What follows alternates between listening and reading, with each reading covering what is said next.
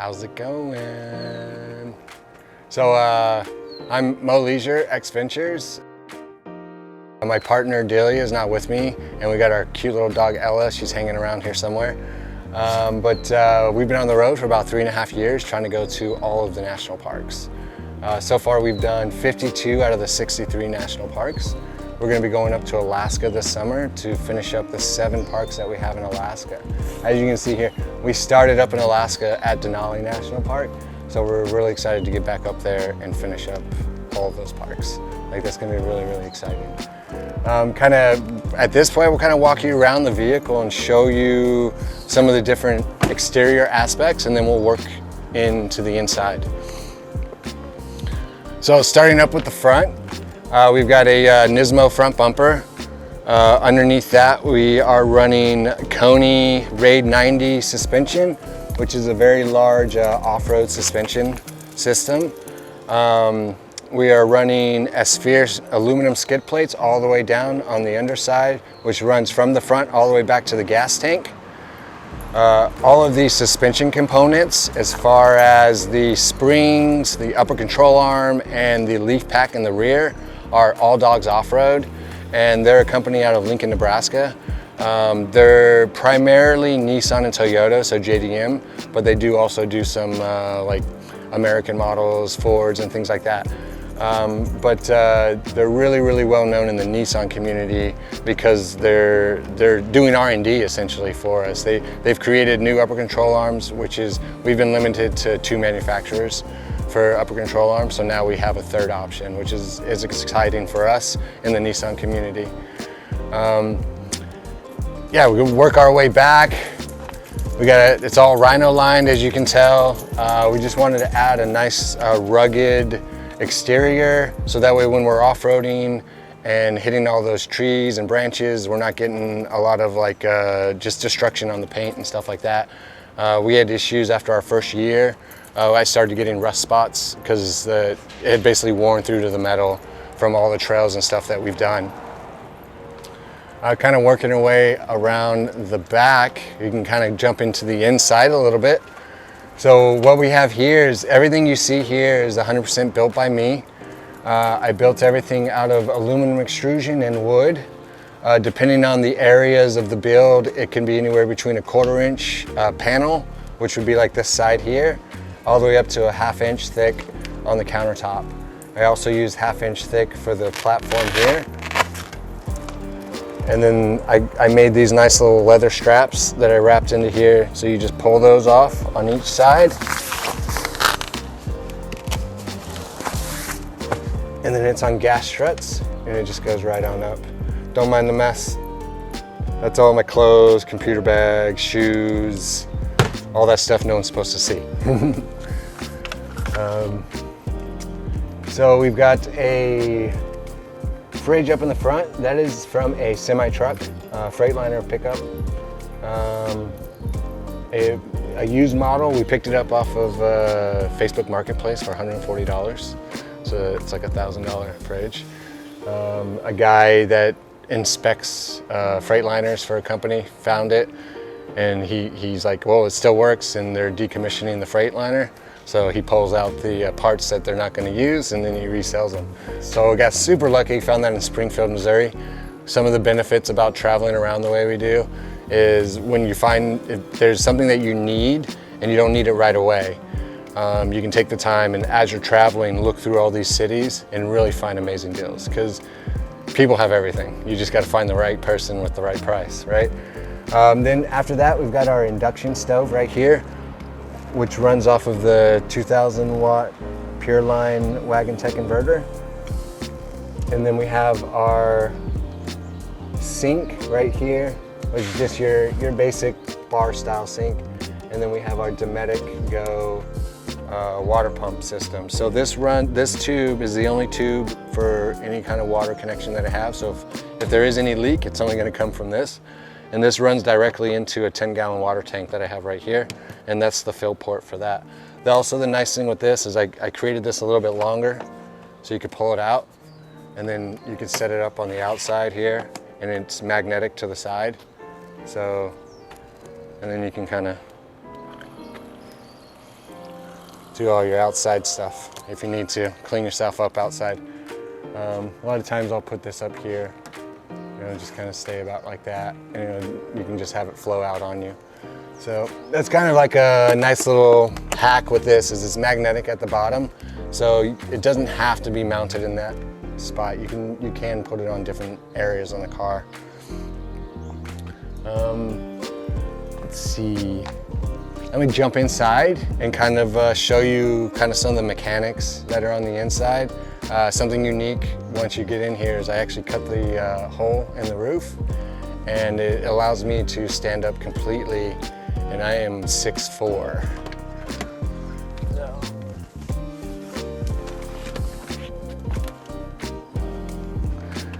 So this is my space. This is kind of like where we get to relax outside of the elements if we so choose to.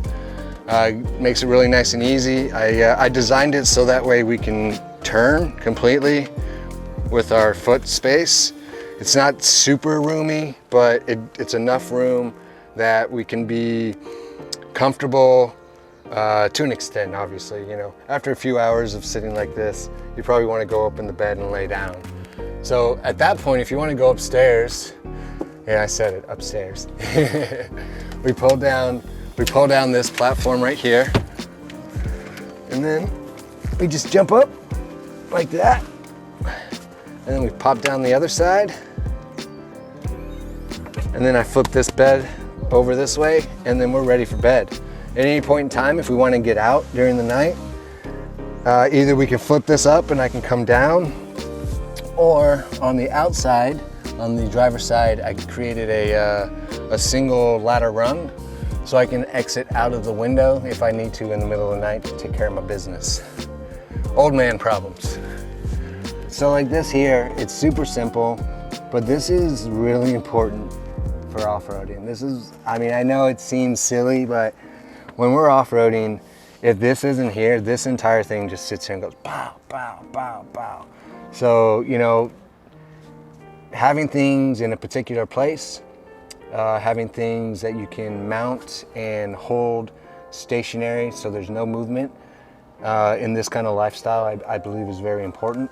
So, you know, don't hesitate to come up with unique little ideas and kind of figure out what works best for your vehicle. So we'll kind of come around to the side here. So this little area I've created is kind of like my closet space. So I have just like different things that I use. You know, I do a lot of car work. Got to keep my hands clean out there. These guys, cool little company, Grip Clean. But I think you can find their product at Walmart. But I really like them. It works way better than like Gojo or Simple Green. So it's pretty good. So now we're gonna get to the good stuff. All right.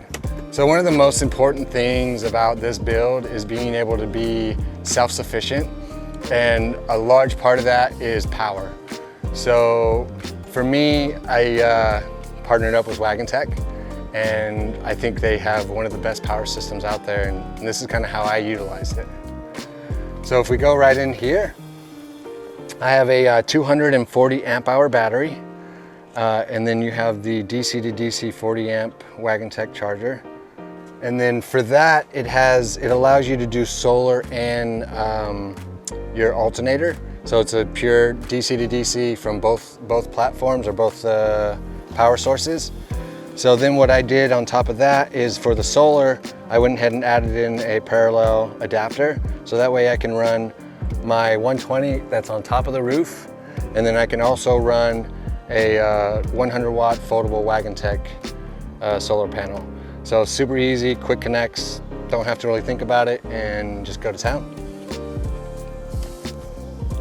So all of that charges the battery, and then after the battery's charged, how do we use that power? So what I did was I added a DC marine style fuse box. And that runs right here. You can kind of see it, I don't know, it's kind of up in there.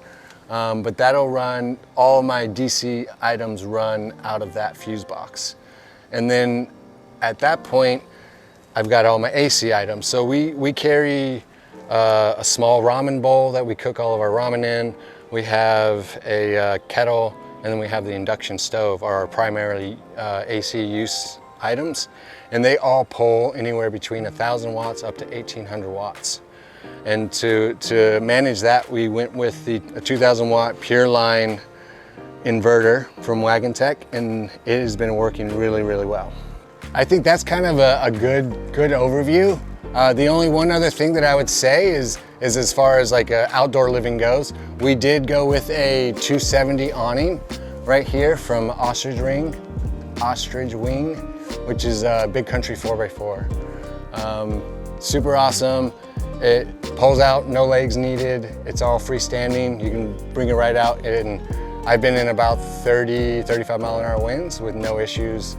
I'm sure if we broke into close to the 50s, you'd probably just anchor it down a little bit so that way it doesn't get blown up. But super impressed. One of the other reasons I went with them is because they're one of the few companies that would allow me to mount it to the tent itself. So because of the design that I have with the hole in the roof, I don't have any kind of real roof rack to mount these kind of things to. So I have the tent to mount it to, and they make a bracket system that allows me to do that. So that was one of the main reasons I went with this one. And it all integrates really, really well, and so far so good. I'm super happy with it. Now let me show you my engine bay, kind of a few things. I'm very light on modifications in that area. I'm a firm believer in keeping things as stock as possible. So that way when you're on long journeys, you're on long trips, if you have a component break on this vehicle, I can replace that component with a readily available item, such as a rubber bushing. You know, if my shocks start to go out, I can pull an OEM shock and still be able to make it down the road. So the only thing I actually changed in the engine bay is I put a cold air intake connected to the snorkel. This is all water sealed. I completely sealed this up for water intrusion, so that way in the event if I wanted to go a little bit deeper in water, the potential is there. It's always dangerous to go deep in water because it could still come up your tailpipe, but this at least helps with the intake, so that way I won't get any water into the engine. And then on this side, this is where all my power systems are. If you can see where all of my power lines are, then I didn't do a good enough job. But I'm just kidding. So we've got this is the main line that runs to the DC to DC charger. Comes up here, goes to the fuse, and then this line runs all the way back down into and goes underneath the seat. And this is all of my lines are right here. So we've got our main power line. We've got our lights right here. These are 2 lights. So it's just try to keep everything nice and clean. You want to keep everything covered. You notice I put wrap on all this stuff. Anytime you're in the engine bay, if you can, you know, really try to add that extra protection, because a lot of heat comes from this engine, and you want to try to mitigate that transfer as much as possible. And anywhere you can add some layers in there will keep your thermal protection a lot better. Yeah, I think that's kind of a good brief little walk around. Thanks for checking out the Nissan, and if you want to follow us along our trip, we're going to be doing the Pan American next year. We're going to be finishing up the national parks this year. Go to Mo Leisure X Ventures on Instagram. We also have a YouTube, and that kind of covers what we do. We're on all the social medias, but those are our 2 primary sources if you want to check us out.